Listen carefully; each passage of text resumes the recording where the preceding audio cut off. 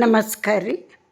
ಇವತ್ತು ರೊಟ್ಟಿಗೆ, ಚಪಾತಿಗೆ, ಅನ್ನಕ್ಕೆ ಎಲ್ಲದಕ್ಕೂ ಸೈ ಅಂಥ ಒಂದು ಆರೋಗ್ಯಕರವಾದಂಥ ಪಾಲಕ್ ಸೊಪ್ಪಿನ ದಾಲ್ ಮಾಡಿ ತೋರಿಸ್ತೀನಿ. ಪಾಲಕ್ ದಾಲ್ ಸೂಪರ್ ಟೇಸ್ಟಿಯಾದಂಥದ್ದು, ಮಕ್ಕಳಿಗೂ ಒಳ್ಳೆಯದು, ದೊಡ್ಡರಿಗೂ ಒಳ್ಳೆಯದು, ಆರೋಗ್ಯಕರವಾದಂಥ ಒಂದು ರೆಸಿಪಿ ಅನ್ಬೋದು.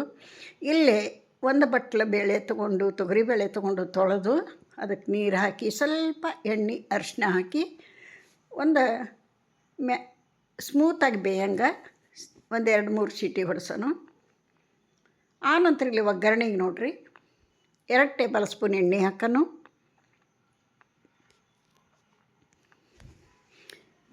ಇದಕ್ಕೆ ಜೀರಿಗೆ ಹಾಕೋಣ, ಅರ್ಧ ಸ್ಪೂನು ಜೀರಿಗೆ.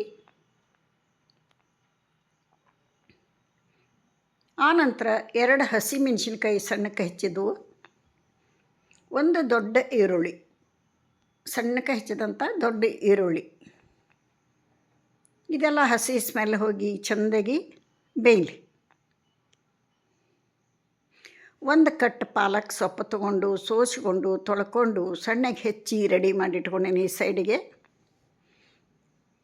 ಈರುಳ್ಳಿ ಹಸಿ ಸ್ಮೆಲ್ ಹೋಗಿ ಸ್ವಲ್ಪ ಬೇಯಬೇಕು. ಇಲ್ಲಿ ಒಂದು ಅರ್ಧ ಟೇಬಲ್ ಸ್ಪೂನು ಶುಂಠಿ ಬೆಳ್ಳುಳ್ಳಿ ಪೇಸ್ಟ್ ಹಾಕೋಣ.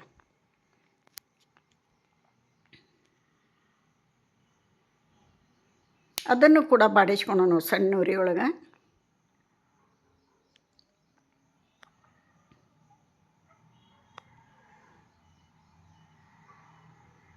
ನೋಡಿರಿ, ಇಷ್ಟ ಆದ ನಂತರ ಇದು ಶುಂಠಿ ಬೆಳ್ಳುಳ್ಳಿ ಪೇಸ್ಟಿಂದು ಡಬಲ್ ಸಲ ಬಂದುಬಿಟ್ಟೈತಿ, ಸಾರಿ. ನೋಡಿರಿ, ಒಂದು ಟೊಮೆಟೊ ಹಣ್ಣು, ಹಣ್ಣಾದಂಥ ಒಂದು ಟೊಮೆಟೊ ಹಣ್ಣು ಸಣ್ಣಕ್ಕೆ ಹೆಚ್ಚಿ ಹಾಕ್ಕೊಳ್ಳೋಣ. ಅದು ಕೂಡ ಹಸಿ ಸ್ಮೆಲ್ ಹೋಗಿ ಚೆಂದ ಬಾಡಿಸ್ಕೊಳ್ಳೋಣ.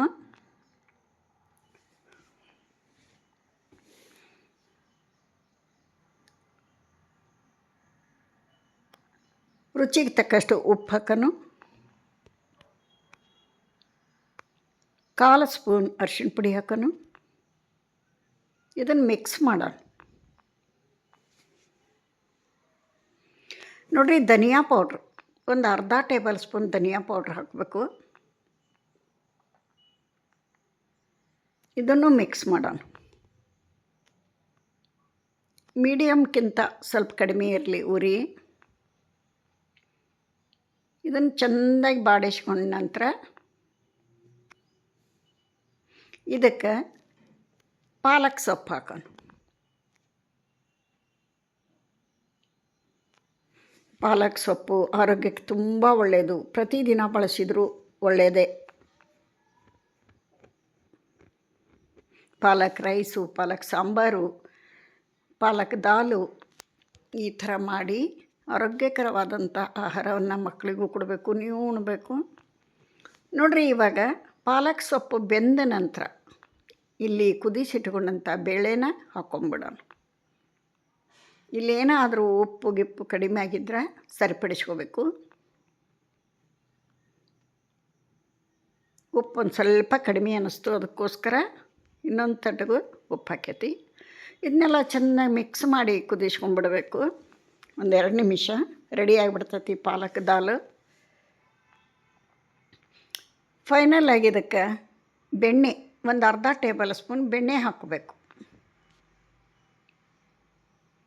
ಇದ್ರೆ ಹಾಕ್ರಿ, ಇಲ್ಲಾಂದ್ರೆ ಹಾಲಿನ ಮೇಗಿನ ಕೆನಿನ ಹಾಕ್ರಿ, ಫ್ರೆಶ್ ಕ್ರೀಮ್ ಅನ್ನಿಸ್ತದೆ, ಟೇಸ್ಟ್ ಚೆಂದ ಬರ್ತೈತಿ. ಫೈನಲ್ ಆಗಿ ಕೊತ್ತಂಬರಿ ಹಾಕಿಬಿಟ್ರೆ ರೆಡಿ ಆಯ್ತು ನೋಡಿರಿ ಪಾಲಕ್ ದಾಲು. ಯಾರೆಲ್ಲ ವಿಡಿಯೋ ನೋಡ್ತೀರಿ, ಇಷ್ಟ ಆದ್ರೆ ಒಂದು ಲೈಕ್ ಕೊಡಿರಿ, ಸಬ್ಸ್ಕ್ರೈಬ್ ಮಾಡ್ಕೊಂಡು ವಿಡಿಯೋ ನೋಡಿರಿ.